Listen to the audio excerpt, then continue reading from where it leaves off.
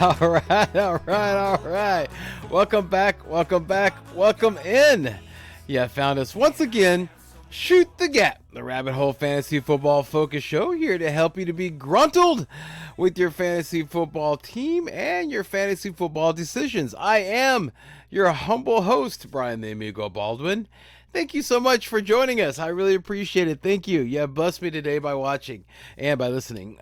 This is our Thanksgiving episode, and normally I have waiver wires. You know, we talk about waiver wires on the first episode of the week, but you know it's Thanksgiving. You know, and schedules get a little weird, and so it got caught up. But so instead of that, we're actually going to talk some trade talk. Yeah, so that's going to be kind of cool. And so this is our 140th show, November 23rd on Thanksgiving Eve in this hopeful year of our Lord. Yes. Okay. So I already mentioned I was going to be talking about some trade targets. Okay. So, and then also be talking about some shooter ceasefire. Okay. For all the Thanksgiving games. Got some news to talk to you about. So a lot to get to. So, you know, long way to go, short time to get there. So let's go ahead and let's get started. But before, you know, I always want to go ahead and say thank you to the supporters of our shows. Not only you guys are watching, thank you so much, but also High Volume Music Radio. And also Sports Host app. Now, High Volume Music Radio. I mean, it's an incredible app. It's a free app. It's a local radio station. You can check them out on highvolumemusicradio.com. Check them out on their Facebook page. You can stream it live there. And then also get the free app, High Volume Music Radio. So if you do that, they get incredible music 24 hours a day. But the only times that they're not playing incredible music is when they have incredible shows, like the Monday Mixtape, Rock and Roll Radio. Blame it on the boogie. And of course, my show, Drive Time Sports with Charlie and Brian. That's every Thursday from 4 to 6, but not this Thursday. This Thursday's Thanksgiving. Yeah, so we're skipping this week. And but then we'll be starting, you know, the following Thursday, we'll be having a live, we'll go back to live interactive sports shows. Really cool. If you have any questions regarding fantasy, make sure and give me a call. Again, Drive Time Sports. That's with Charlie and Brian. That's every Thursday, 4 to 6 on the High Volume Music Radio app or highvolumemusicradio.com. It's really cool, really cool. I give out the number on the show, so make sure and check it out. All right, so let's go ahead and let's move on. Okay, let's move on with some, let's talk about some Merry Early Christmas now. Everybody that hasn't listened to the show, or you know, if you haven't been to the show before, I have found that it's easier to hear bad news in a nice way. So what I'm going to go ahead and do is I'm going to go ahead and say Merry Early Christmas to a person's player's managers, and then I'll explain why. Okay, so let's go and jump into it. Merry Early Christmas, Trevor Siemian managers. All right, now this one has some twists and turns in it, so let's go ahead and see if we can hit this as hard as we can. All right, so as you already know, in the waning minutes of Sunday's game, Chicago Bears quarterback Justin Fields fell hard on his left shoulder, causing him to wince in pain. He then took another hit and was carted out to the locker room holding his non-throwing shoulder. There are just some discrepancies on what happened to the shoulder, where Ian Rappaport was saying it's a dislocated shoulder. And then ESPN now, came back around and said, no, it's not a dislocated shoulder. So, who can we trust? Well, let's trust the player himself. He came out and said that he has a somewhat of an AC joint sprain.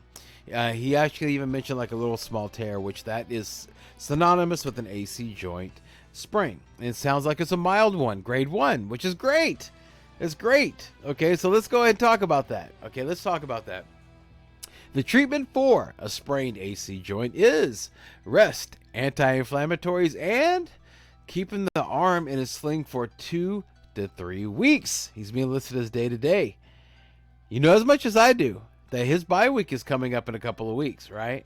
So doesn't it make sense? Doesn't it make sense that the Bears are going to go ahead and just put them on the shelf? I mean, they only won 3 wins so far, right? So why not just go ahead and not put them on the shelf permanently? Okay, let me stop myself there. What I mean is, why don't they just go ahead and they shut him down through the bye week? And I imagine if they do that with all the advanced rehab that they can do for him, that it seems true to me that he'll be ready to go just in time for the fantasy football playoffs. So it'll be Simeon for the next couple of weeks, all right? But then Fields should be back. So, and also Eberflus, the head coach for the Chicago Bears, did say something that should be music to Justin Fields managers, which I am one, which is, he said that he is not a candidate for the IR, meaning that he will not be out for the season, meaning that he will be back. So happy day, celebrate. He will be back. He will be back. Hopefully they do everything. They make sure and they do the right thing and they shut him down for through the bye week so he can be ready to go on the way back. All right. Yeah, the reason why I laughed, everybody, is because I don't know what you're doing on your Thanksgiving, but I'm obviously painting my kitchen, and so I thought I got all of it off. I guess I didn't. All right, yeah, that's yellow. Nice. It's a nice color, right? Okay, so Merry Early Christmas, some RGP Ryan managers. Cincinnati running back Joe Mixon was concussed on Sunday, and in his absence, Perrine exploded for 3 touchdowns. Now, however, this might be more like a Christmas ham. Let me explain. With the new protocols, it seems like a concussion is a guaranteed miss of at least 1 week. So he'll be out next week, but the Bengals play the Titans next week, who are weak against the pass and stout against the run. So even when Mixon is out, Perrine will be in an unfavorable match. And if Jamar Chase makes his triumphant return like Joe Burrow has already come out and said he's going to do, they'll likely be focusing on him and the passing game. So might be a little trappy. Smells a little trappy, right, for Perrine. So but it's still a gift nonetheless. I'm not sure how good it was. It might be like a pair of socks at this point. Merry Early Christmas, Darius Slayton managers. New York Giants, this one's sad. Wide receiver Wan'Dale Robinson tore his ACL Sunday and is out for the rest of the season. The breakout rookie was starting to take form, garnishing 13 targets with 9 receptions for 100 yards from Daniel Jones last Sunday. But with him out, Slayton took over as the de facto wide receiver 1 for the Giants and received 10 targets for 5 receptions for 86 yards. They play against the Dallas Cowboys tomorrow, so it'll be a tough matchup. But he'll be the main receiver for the Giants, so I'll be doing the Shoot or Cease Fire soon. So a little bit of spoiler alert. So he'll be startable, but we'll talk about it. We'll talk about Darius Slayton, that is. Okay, all right. Last one. Merry Early Christmas, Kansas City defense managers. I'll let that one sit for a second. Why would I be saying that? All right. LA Rams QB Matthew Stafford was concussed in Sunday's game. So that normally means it'd be John Wolford. Nay. He is actually hurt. So it'll be the third stringer. The third string quarterback is going to be behind center. He's been taking first team reps. Okay, so that they're going to have a third string quarterback. Not going to have Cooper Kupp. Have a shaky O-line to begin with. I just lost another lineman on Sunday. They also cut running back Darrell Henderson. Okay, so that means that lead back for the awful LA Rams is Cam Akers and rookie Kyron Williams. So yeah, the Rams play Kansas City next Sunday. So that just sets up perfectly. Absolutely perfectly for the Chiefs defense to feast. So that's why they're getting the gift, okay, because they're just going to be going, what happened with the Rams, they made a deal with the devil, apparently.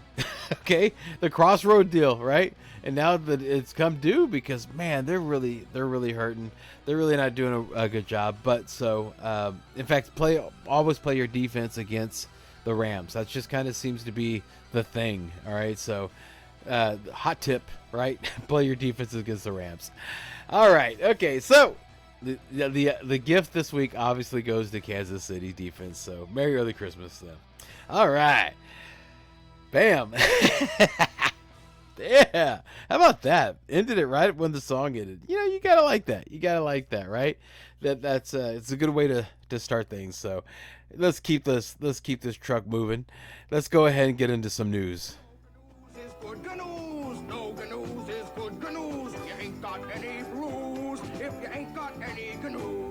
Ha!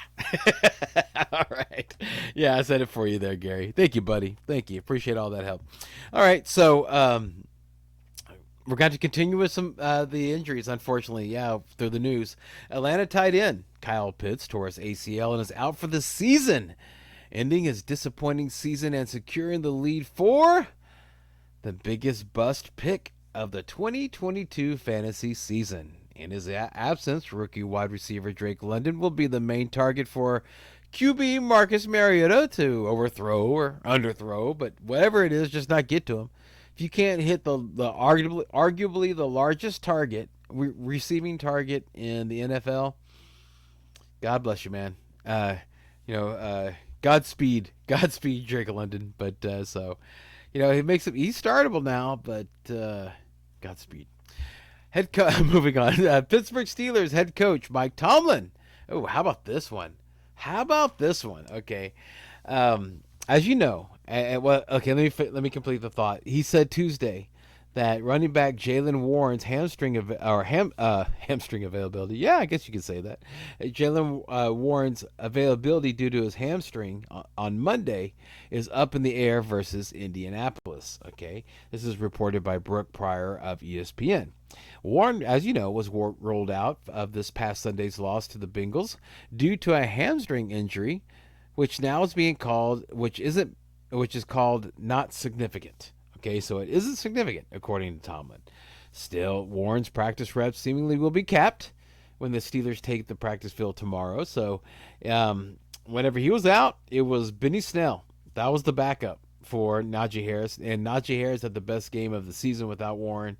So, we'll see how it goes. That was a tough defense to go against, so that was kind of cool. However, you just got to be careful with that, because if Warren's back, then that could cause some problems with Mr. Najee Harris. All right, let's go ahead. Let's talk about the Denver Broncos. Okay, how about that? The Broncos placed Chase Edmonds, on injury reserve due to his ankle injury. He was unable to return to this past Sunday's overtime loss to the Raiders after getting injured, and he eventually was diagnosed with that high right ankle sprain. Now, on Monday, Coach Nathaniel Hackett stated that Edmonds was slated to miss a lot of time, which will be at least 4 games now that he resides on the IR. Now, what did they do? Okay, great, that elevates somebody. Nope. They cut Melvin Gordon, on Monday also. So that was like, we're down Chase Edmonds, a guy we just traded for, and dude, we just can't with you no more, man. So out the door, right? They put him on waivers, right? Latavius Murray and Marlon Mack are the only running backs on the active roster, but Divine Ogzigbo and Tyreek McAllister, they could be elevated from the practice squad. So we'll see what they do there. All right. But let's go ahead and talk about Gordon, all right?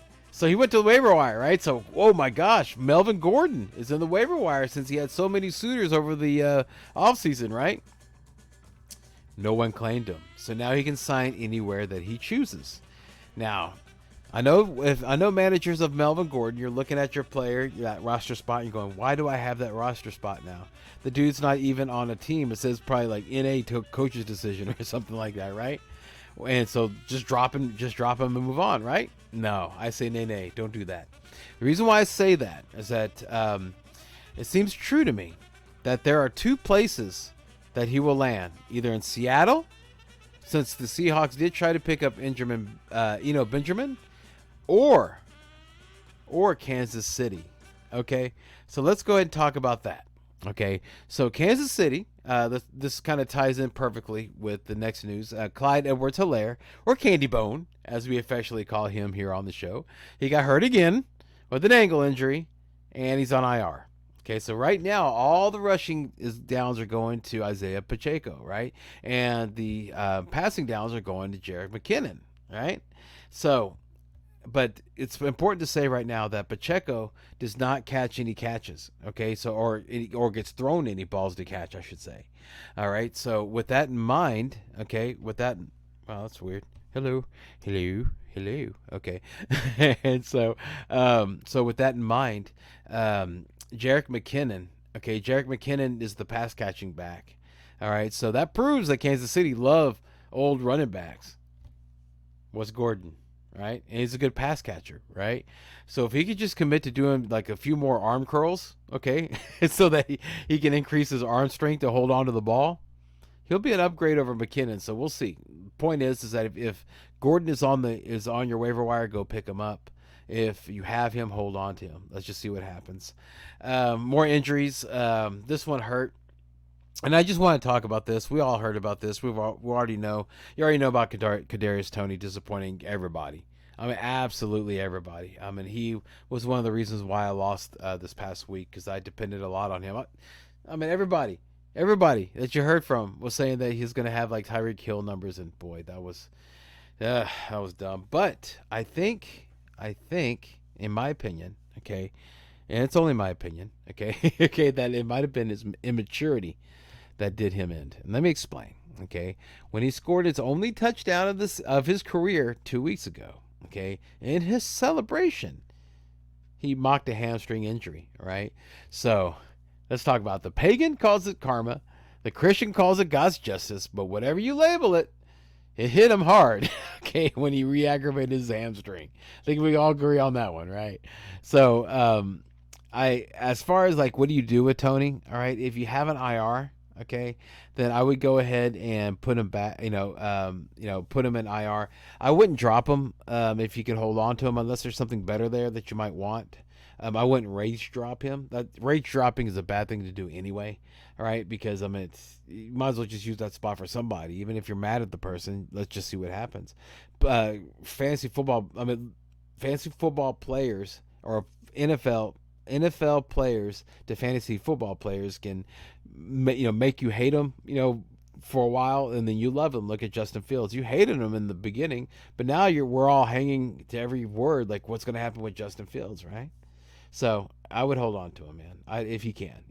All right, because one thing to keep in mind, I know Juju Smith-Schuster did practice in full today, so he started off the week there. So he's working his way through the concussion protocol. So he more than likely, or at least he's trending to being back this Sunday. So you're like, okay, well, no, I'm going to drop Kadarius Toney. Well, no, McCole Hardman's still hurt. Okay, he's still on IR from the abdomen and the illness. All right, so and he still has 3 more weeks to be on the IR. All right, so let's say if Kadarius Toney only misses like next week, and then he's good to go, because it could happen. I mean, it could happen. Look at Keenan Allen. Keenan Allen re-injured his hamstring. Right, he re-aggravated his hamstring, and he was out for what, a week or 2 more. Right, I think it was only a week more. And then he came back, right?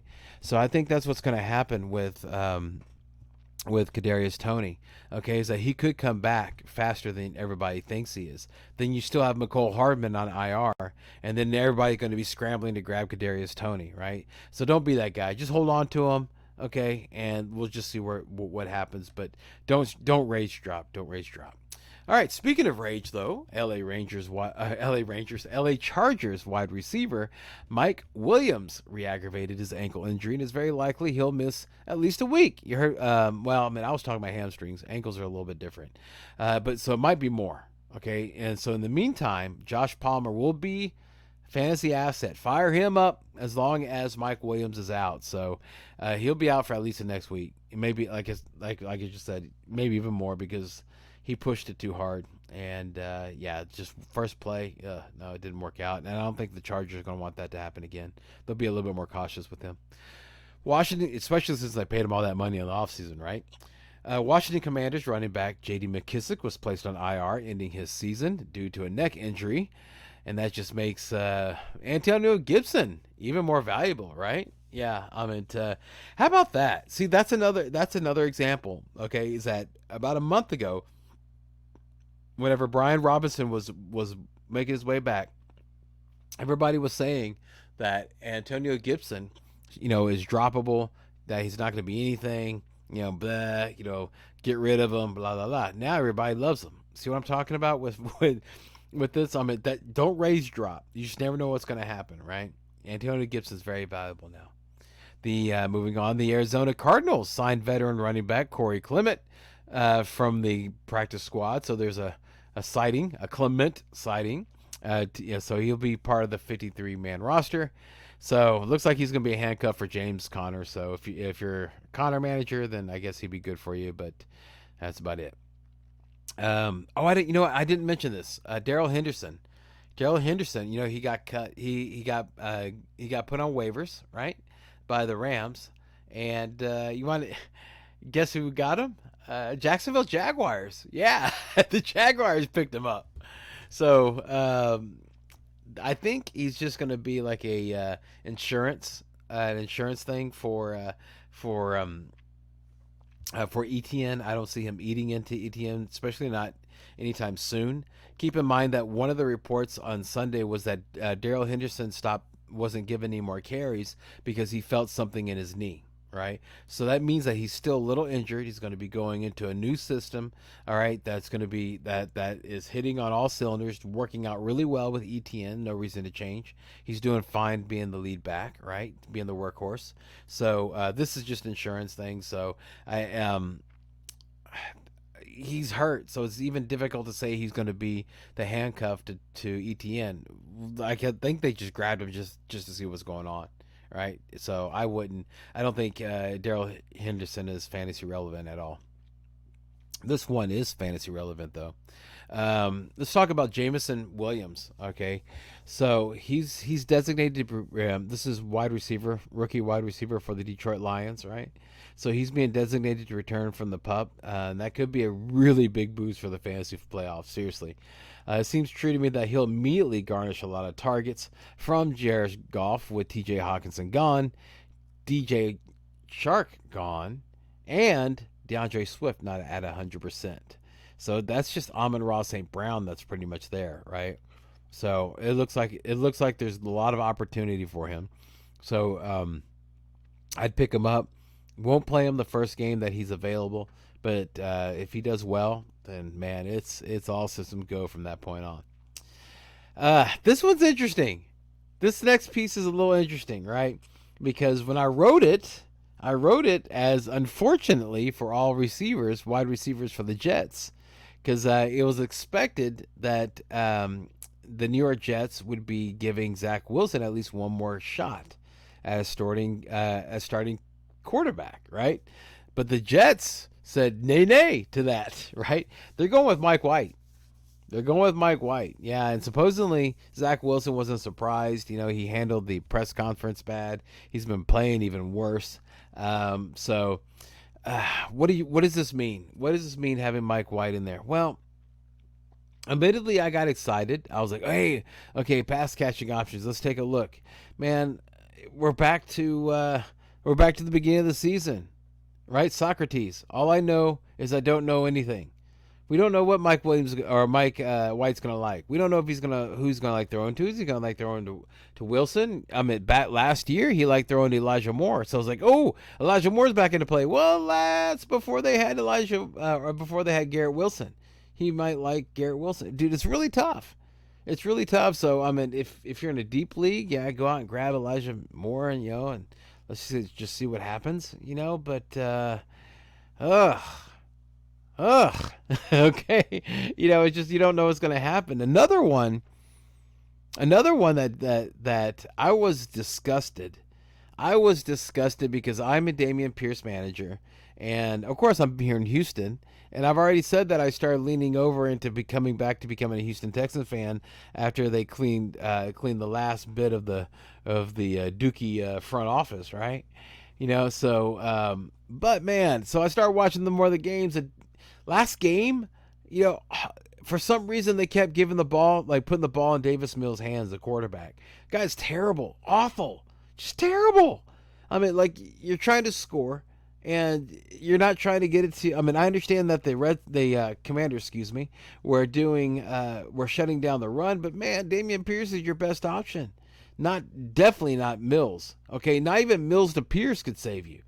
I mean, it's just the guy was just horrendous, making bad decisions. And then even when he made the right decision to throw to the right receiver, he was missing him. It was awful. He was just terrible. So we got good news. Good news in Houston. It has to be good news, right? I don't know if it is or not. Again, Socrates again. We don't know. All we know is we don't know anything. Kyle Allen. Okay. It's bad state of affairs whenever you're excited that Kyle Allen is coming into play for our quarterback. He can't be any worse, man. He can't be any worse. Let's just see what happens. Okay. But I think that we can agree to one thing. Zach Wilson and Davis Mills, they do not. Either one of them do not belong on a professional NFL roster. It's not your thing, man. It's not your thing, dude. Okay, you had a great college. Congratulations. Watch the tape, enjoy the memories, but it's like The Sopranos, man. Find a new show. It's time to move on for you, buddy. Yeah, pick up a clipboard. I always heard that those who can't, teach. So there you go on that. All right, lastly, Cordarrelle Patterson set the NFL record for the most kickoff returns for the hang on, let me try that again. They set the record, okay, for the most kickoff returns for TDs in NFL history. All right, the 103-yard return he had on Sunday was the 9th of his career, and the Falcons still couldn't win. All right, so let's go ahead and move on. Let's move on to some shoot or ceasefire. What do you think? Yeah, sounds good? Okay, let's do that. Okay. This is going to be for Thanksgiving. All right. Should I you know what? I bet you that'd be like a little apropos. Let me get that set up okay, so this is going to be the Thanksgiving shoot or ceasefire, okay? So okay, so it'll be Buffalo. The first one, there's going to be 3. It's Buffalo Bills at Detroit Lions. So that's going to be a dome. All right, it's a dome. Okay, so the over-under is 54.5, and Buffalo by 9.5 points. Okay. I think that Detroit's going to give them a game. I'm going to take the under on that. Let's talk about shoot or ceasefire. Who you gonna shoot or ceasefire on, right? Well, shoot. Let's talk about Buffalo. Well, pretty much on ceasefiring for Buffalo is the outside people, and what I mean by that is like Isaiah McKenzie, no. You don't want to put James Cook, no. Nyheim Hines, no. All these are ceasefire. The rest, absolutely shit on them. Josh Allen, Stephon Diggs, Gabe Davis, Devin Singletary. Okay, now let's talk about Devin Singletary. I know you're upset about Barkley. You're like, hey, well, Detroit was able to stifle Barkley, and how much better is Barkley than Singletary? Here's one thing different, though. New York Giants don't have any wide receivers. Buffalo does. Okay, so it's going to take that pressure off, right? So I would go ahead and not worry about that. So let's go and look at and also Knox can, but look at him as a tight end too, and of course the defense. Detroit, real easy. Jamal Williams and Amon-Ra St. Brown, and that's it. End of list. That's pretty easy, right? Pretty easy. Okay. All right, let's go ahead and move on to the next one. Okay, so New York Giants at Dallas Cowboys. Okay, they're going to be like in the toilet dome. Okay, so it's a dome, right?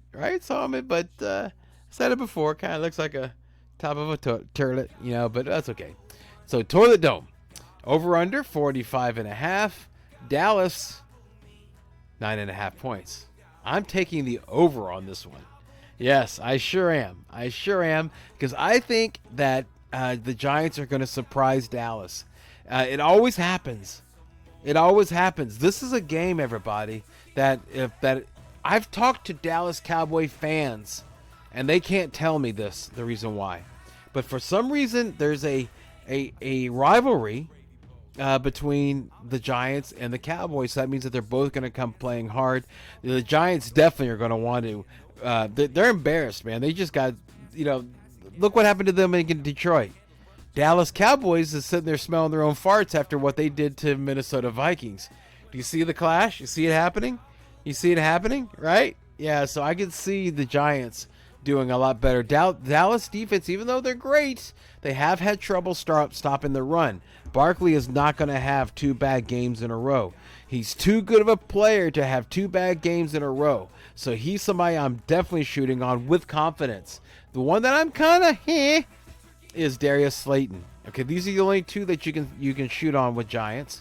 Okay, and Slayton would be a flex, but it's kind of hold my breath type flex, dude, because of the cornerbacks and the defense of Dallas. So I'd be really worried about that. So let's go ahead and talk about Dallas. Pollard, absolutely. Zeke, absolutely. CeeDee Lamb, absolutely. Dalton Schultz, yes, with confidence. Dak Prescott, with confidence. Defense. The Cowboys defense, I think they're gonna do fine. I don't think they're gonna be out of this world like you're thinking, but I think they're going to be they're gonna do really well. But let's talk about Pollard. Okay, I know Pollard had an out of this world experience on Sunday for him and for his fantasy managers. He was one of the reasons why I lost, was because I went against Pollard and I had Barkley and Pierce and Tony just do awful for me, and that's just a bad combination. But with Pollard, I would say I would expect running back 2 numbers. Zeke is starting to get more reps, okay, and the Giants, they aren't that bad against the run. Okay, and I already told you that everybody's going to be up against it, up for the game. So I think it's going to be a really good game, and I think that the Giants are going to do a lot better than everybody thinks. Moving on, and the Giants defense I wouldn't shoot on. Okay, let me just go and say that. All right, last one, New England Patriots at Minnesota Vikings against another dome. It's all dome Thanksgiving, right? That's what they all. This is what all the games have in common. They have 2 things in common for tomorrow, for Thanksgiving. Number 1, they're all in domes. Okay. Number 2, don't overthink it. Okay. Don't get cute. It really is easy for shooter sees fire for these 3 games. Don't overthink him. So with that, the over under is 42.5, and Minnesota is being favored by 2.5, so that's basically Vegas going, I don't know. All right. So who will we shoot on? New England. Okay. This one's really easy. Ramondre Stevenson, the defense, and Nick Folk. Yeah, I'm not gonna play the song again. Don't worry. Yeah, we're coming to the end. Yeah, no reason to repeat it. Yeah, it's a cool song though, right? A Thanksgiving song. I found a Thanksgiving song. Okay, anyway.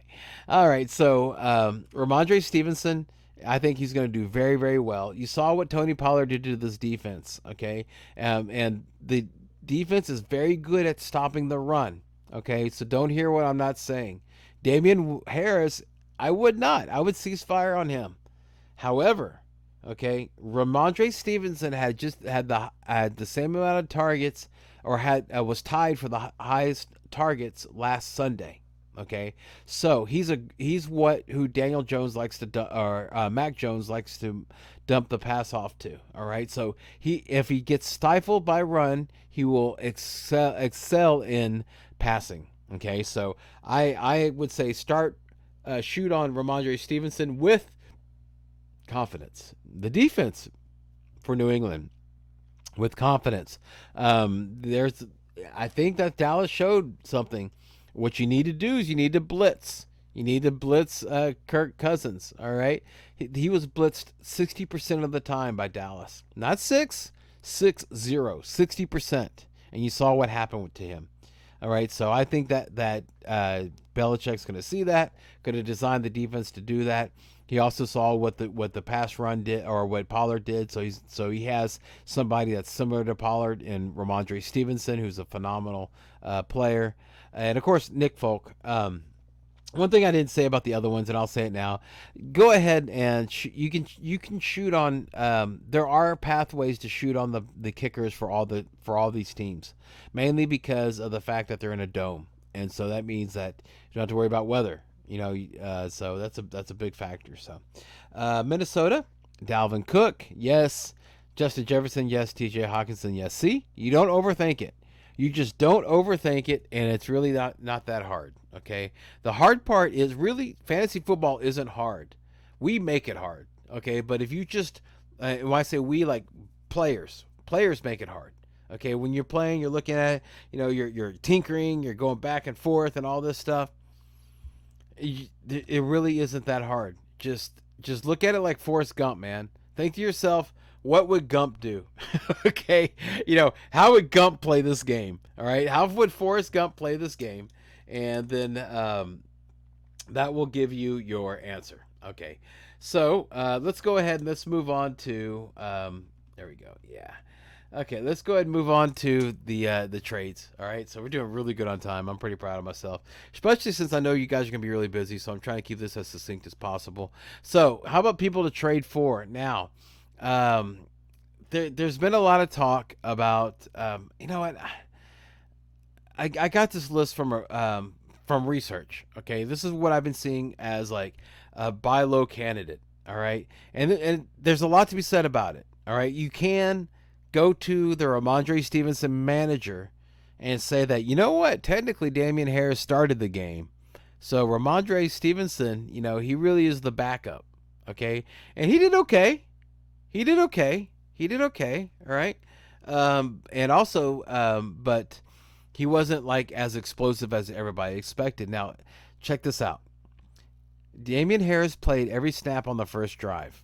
Okay, he averaged 8 yards per carry, making it in his first game, where he was making it his first game. Sorry, where he finished over 4 yards per carry since week 4. The Patriots rotated by drive, okay, but Ramondre Stevenson was always the third down back. New England was okay. They were fine with Stevenson staying in every play whenever his drive went long. Whereas anytime that it was Harris's drive, Stevenson always came in. Okay, he would come in on the third down, and he would also give Harris a break on early downs. Okay, if it was a long drive. All right, so it looks like you can resemble a committee, right? You can sell that to the Ramondre Stevenson manager and maybe go ahead and pry them from him. If you can, then that'd be fantastic. Good on you. All right. How about this guy? Michael Carter. Now, the reason why I'm saying Michael Carter, I can throw a lot of stats at you. I can tell you New York has the easiest schedule for running backs and all that nice stuff, right? And all that's true. Okay, and there actually are in a 3-man committee with Ty Johnson and also James Robinson. Okay, now James Robinson's somebody that you could buy low on also, or he might just been dropped outright.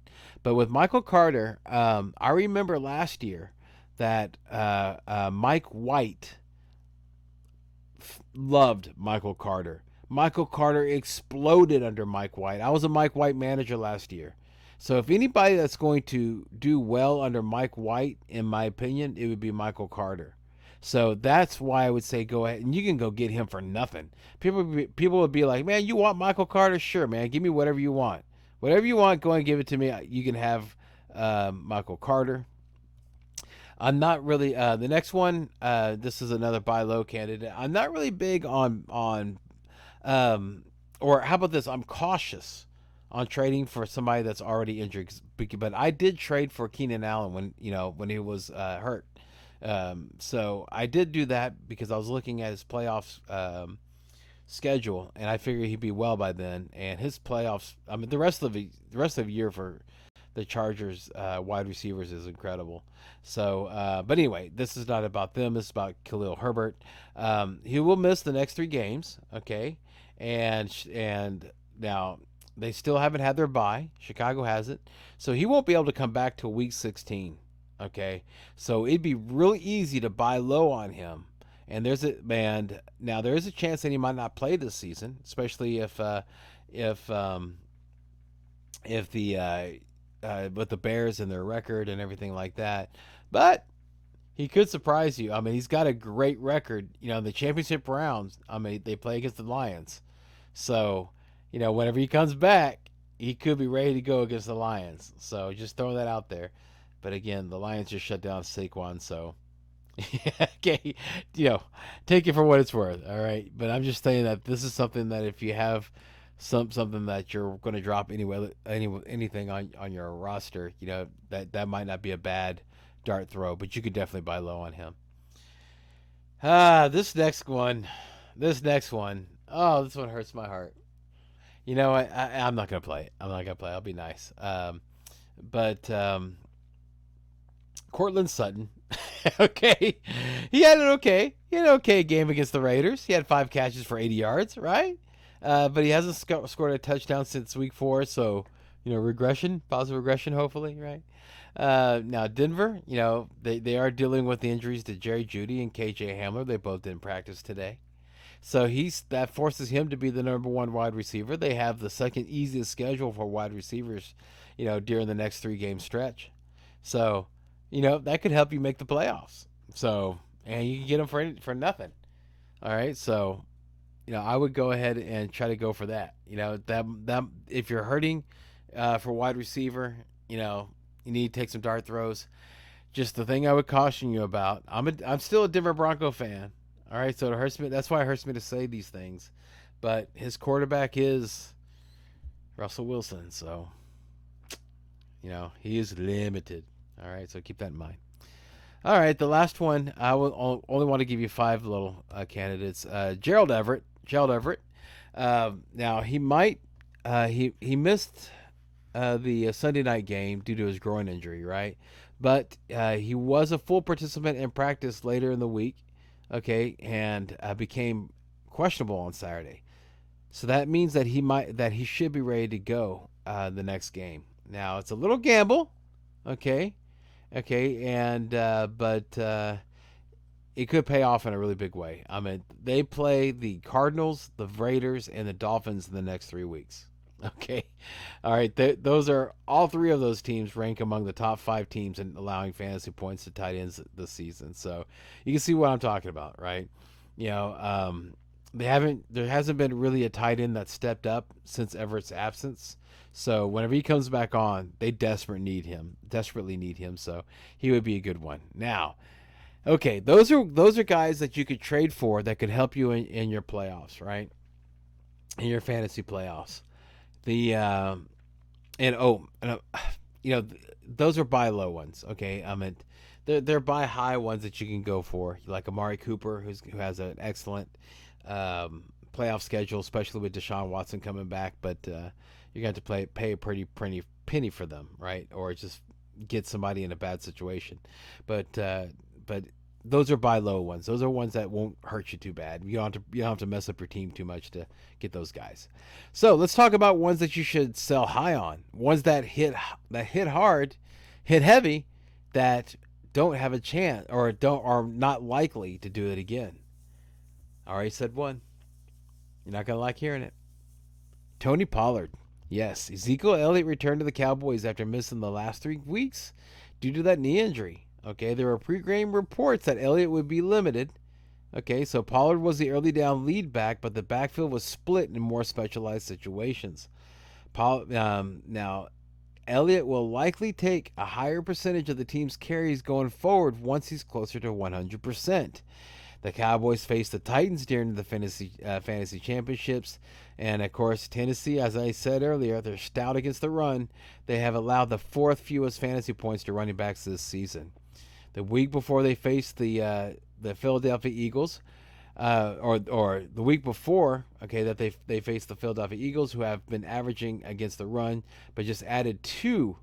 They've been average against the run, but they just added 2 former All-Pro defensive tackles. So you can see what I'm talking about. All right, so their playoff schedule is not good, and with the way that Pollard exploded, you can get a mint. You can get something really good for him, really really good for them. Maybe Barkley. Maybe Barkley, because people are poo-pooing Barkley. I've been since we're talking about trades, let's talk about that. I've been hearing a lot of reports. People are like, "Oh, Barkley's playoff schedule looks bad, and he hasn't been doing really good." And I was like, lately, I mean, I looked at in my league, man, he scored great. The last week he got like 4 points or 5 points. Okay, that's a down week. Okay, but dude, he's been doing great all this whole time. It's not time to get rid of him. Silly, crap, madness. But you can go ahead and talk to him about that. You could try to see if you can get something like that, something that's going to be a better, that's going to be more consistent, and not have to worry about Ezekiel Elliott. All right, so yeah, he's a trade high candidate for sure. Ooh, how about this guy? How about this guy? This hurts too. Alvin Kamara.